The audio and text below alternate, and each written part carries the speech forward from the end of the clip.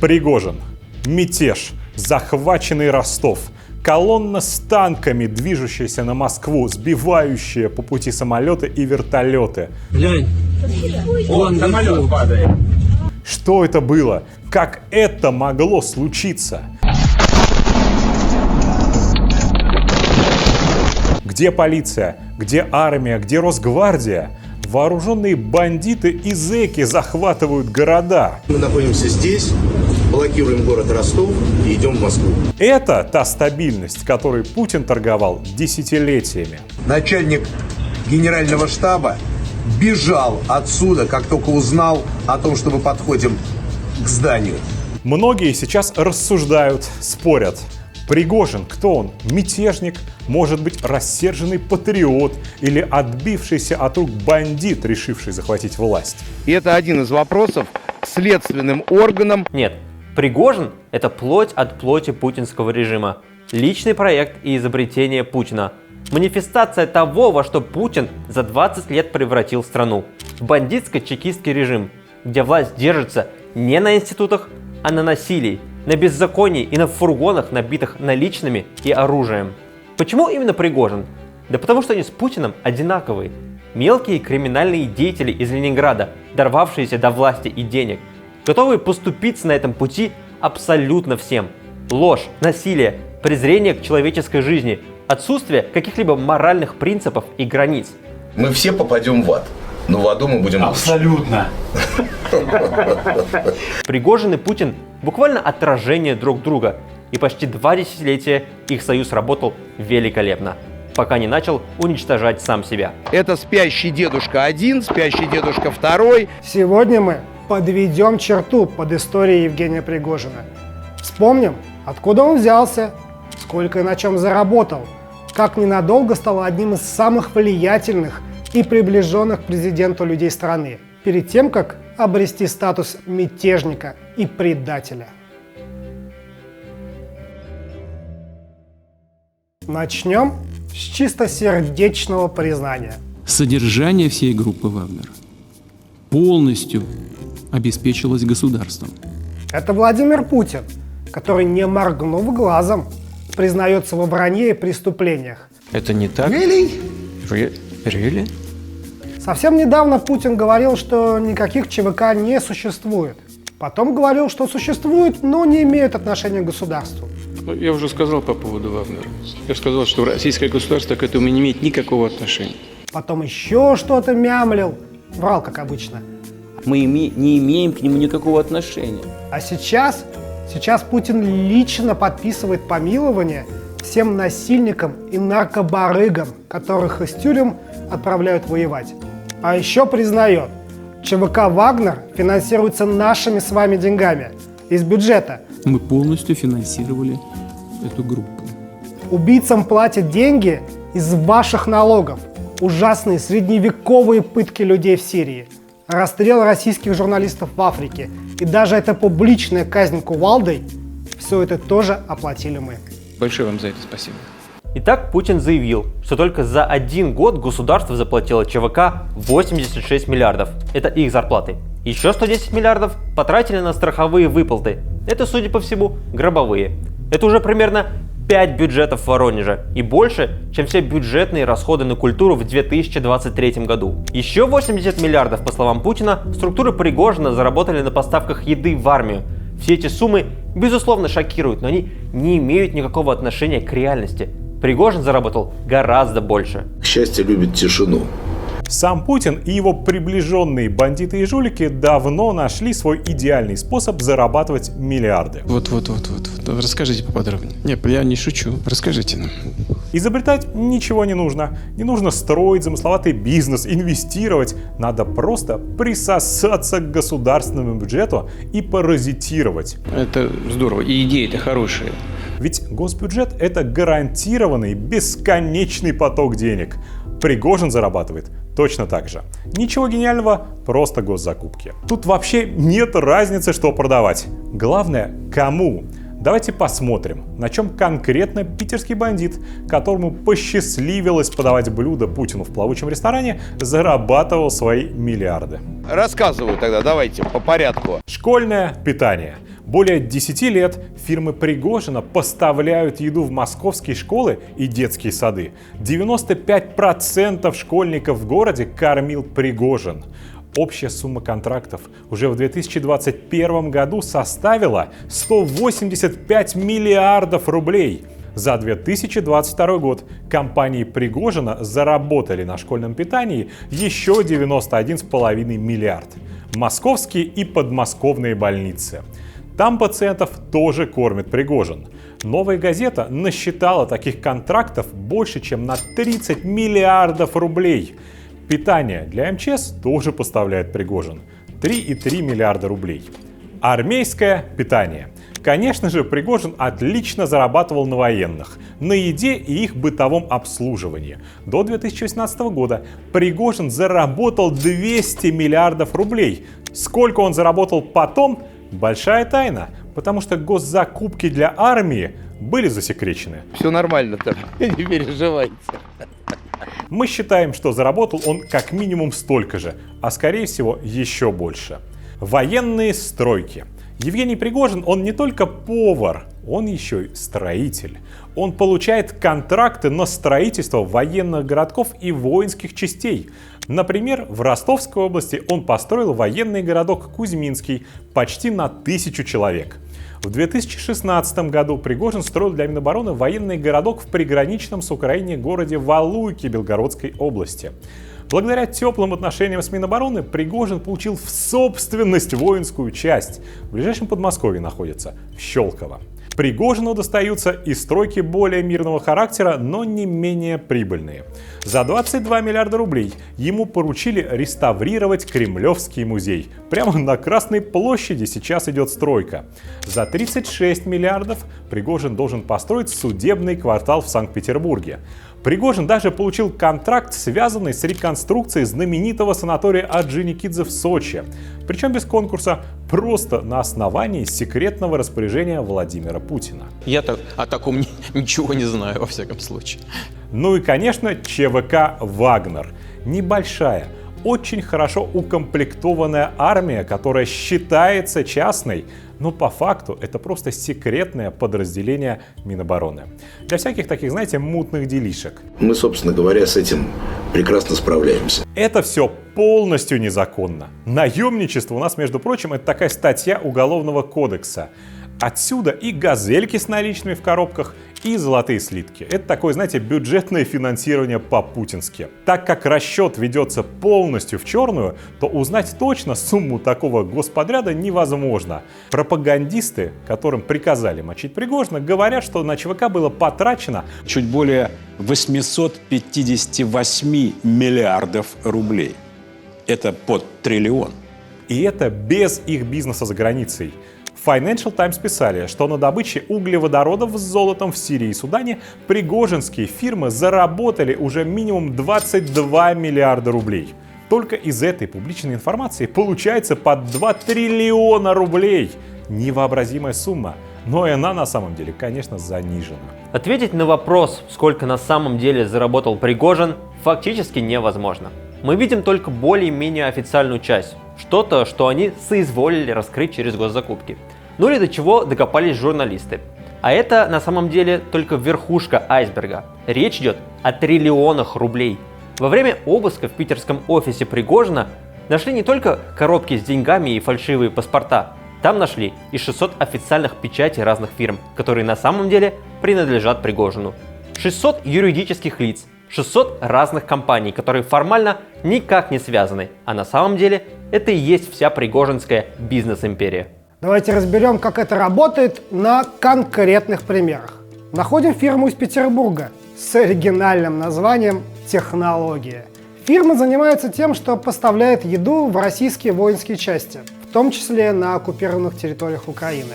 Только за последние 1,5 года компания получила от военторга 847 миллионов рублей, организовывала питание в санаториях Минобороны. Очень интересно, кому достался этот подряд особой государственной важности? Ну, вместо какого-то известного предпринимателя мы видим, что владелец фирмы некий Арсен Али Муратович Бедраев. До того, как стать крупным бизнесменом, Бедраев работал охранником в фирме Пригожина.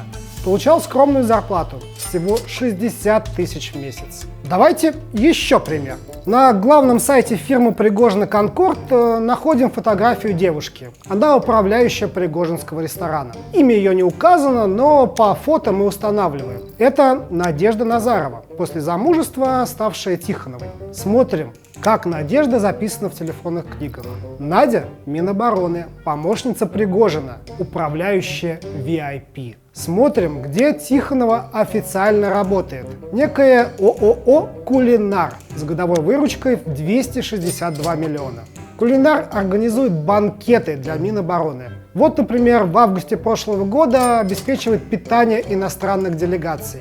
В связке с Пригожиным эта фирма раньше не упоминалась. И таких фирм даже не десятки, сотни. Выиграли господряд, срубили денег, закрыли фирму. Через день открыли новую и так до бесконечности. Чистое мошенничество.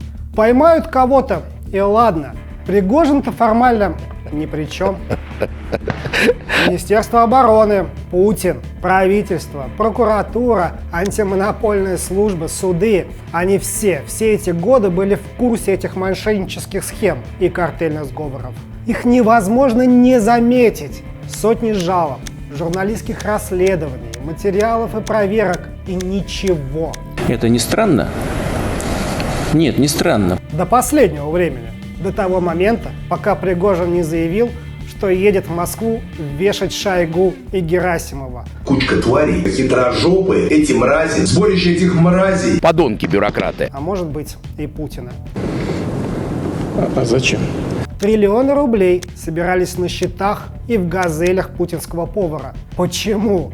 Это была часть сделки. Давайте разбираться. Будем настаивать на том, чтобы разбирались. У каждого мафиози есть специальный доверенный человек, которому вверяются самые щекотливые поручения. И в путинской, по сути, мафиозной системе это работает так же. Человеком, которому поручалось то, что делать очень хочется, но вроде как официально нельзя, стал именно Евгений Пригожин. Все началось с фабрики троллей. Я имел в виду и господин Пригожин. Он действительно занимается ресторанным бизнесом. Миллионы долларов он тратит на эту фабрику троллей, чтобы они производили эти посты. Зачем это нужно ресторатору? Спросите у него. Тогда-то и термина такого не было, но в 2009 году будущая медиаимперия Пригожина началась с того, что нескольким людям выдали по компьютеру и рабочему месту в офисе на окраине Петербурга и стали платить примерно по 10 рублей за комментарий, за сообщение в социальных сетях. Сообщение, восхваляющее Путина или ругающее оппозицию, Запад, Украину. Что скажет заказчик, то и пишут. Постепенно бота-ферма превратилась в огромный пропагандистский медиа-холдинг, который специализировался на создании фейков и манипуляциях общественным мнением. В холдинг входили несколько десятков сайтов. Самый известный из них — это RiaFan. А сайты бесконечно перепечатывали и копировали новости друг у друга, накручивали просмотры и комментарии. Таким пригожинским троллям удалось уничтожить главный новостной агрегатор русскоязычного интернета — Яндекс.Новости. 5 строчек новостей, которые видит каждый пользователь поисковика. Туда постоянно попадали безумные фейки из серии «Сторонники Навального перед митингами употребляют наркотики» или «Юлия Навальная получила гражданство Германии». Первые комментаторы выходили в СМИ, работая против оппозиционеров Алексея Навального и остальных представителей оппозиции, которые всерьез пытались разрушить нашу с вами страну. Но если бы дело только ограничивалось словами и выдуманными заметками, путинский заказ мочить оппозицию очень скоро перешел в реально бандитское русло. Пригожинские сотрудники колесили по стране и разбирались с блогерами, которые писали что-то плохое про Путина. В 2016 году сотрудник Пригожина подкараулил мужа нашей коллеги Любови Соболь у подъезда. Как только он подошел к двери, ему в ногу вкололи неизвестный препарат, от которого он потерял сознание и был госпитализирован.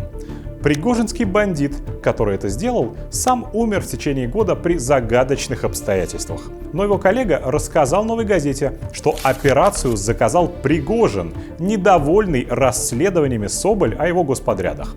Фонд борьбы с коррупцией, Навальный вообще всегда были главной целью Пригожина. Тогда было важно стратегически поставить под сомнение работу оппозиционных журналистов, которые раскачивали ситуацию в стране пытались, напомню, уничтожить нашу страну. Как выяснилось недавно, из большой утечки внутренней документации структур Пригожина он заплатил 11 миллионов рублей за операцию «Соболиная охота». Было нанято несколько людей, которые много месяцев круглосуточно по пятам ходили за Любовью Соболь и ее семьей. Моей утренней традиции чашка чая, каша, приготовленная перед садиком ребенку, и пригожинские. Снимали на камеру все, что они делают. Каждую минуту, каждый день. Вот таких отморозков достаточно много. Точно так же ходили и за самим Навальным. Иду с утра на работу, уже 2 мелких малолетних жулика за мной идут. От дома жулик номер 1, жулик номер 2. Лично Пригожин не поленился инициировать якобы деловую встречу с Навальным, устроив себе фотосессию у гостиницы, где остановился Алексей. Кульминацией нашей истории с Пригожиным стало закрытие ФБК. Настоящее закрытие нашего фонда. Причиной был именно Пригожин. Он подал на нас в суд за расследование о том, как его фирмы устроили массовое отравление школьников. Потребовал 88 миллионов рублей компенсации, которые мы, естественно, выплачивать не стали. Фонд пришлось закрыть и переучреждать. Мы действительно вынуждены сказать, что некоммерческой организации Фонд борьбы с коррупцией, которую я основал 9 лет назад, пришел конец, потому что у нас ее просто отняли. Травить детей оказалось можно, а вот рассказывать об этом нельзя. И это только история того, как пригожинские структуры нападали на нас. Похожие операции Пригожин проворачивал против «Новой газеты», Дмитрия Быкова, оппозиционных блогеров в регионах, против конкурентов и просто против тех, кто что-то плохое сказал о Путине. Каждая такая операция проводилась при полном покровительстве и содействии правоохранительных органов, судов и спецслужб. Мочить оппозицию оказалось прибыльным делом, позволившим Пригожину стать одним из самых богатых людей в стране. И поэтому получилось то, что получилось. Вы удивитесь, но 20 лет назад Евгений Пригожин сам написал и издал детскую книжку. Вот она.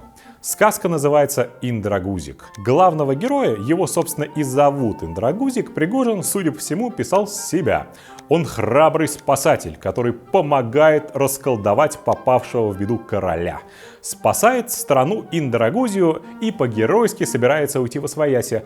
Но благодарные жители Индрагузии его уже не могут отпустить. Боятся, что пропадут без него. Книга была выпущена в соавторстве сам Пригожин и 2 его ребенка – Павел и Полина. Им тогда было 6 и 12 лет.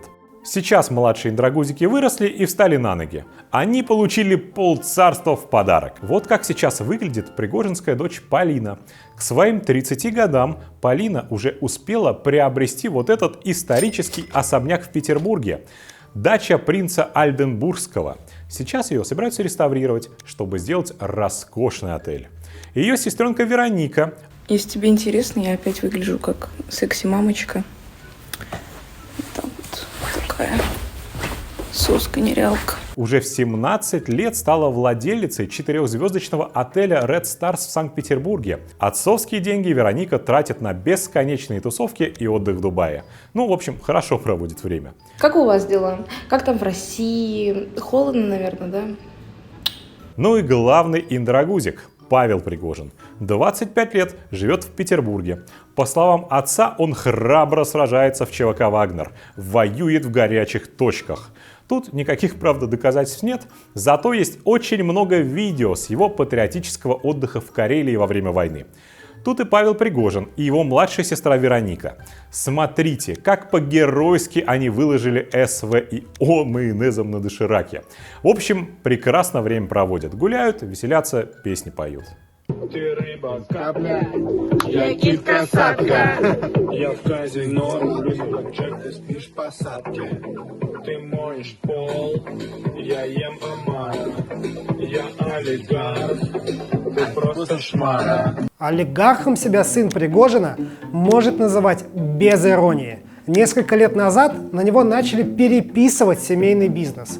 Павел неожиданно стал крупным петербургским застройщиком. Его фирмы занимаются продажей элитных апартаментов вот в этом жилом комплексе. Только за год доходы составили почти 900 миллионов, а активы оцениваются в 3 миллиарда рублей. А вот это огромный бизнес-центр Синоп на Синопской набережной Петербурга. Вместе с землей стоит не меньше 2 миллиардов рублей. Принадлежит Павлову и его маме, Любови Пригожиной. Помещения здесь сдаются, например, структурам «Газпромнефти». Дело прибыльное, приносит Пригожину-младшему еще 1 300 000 в год.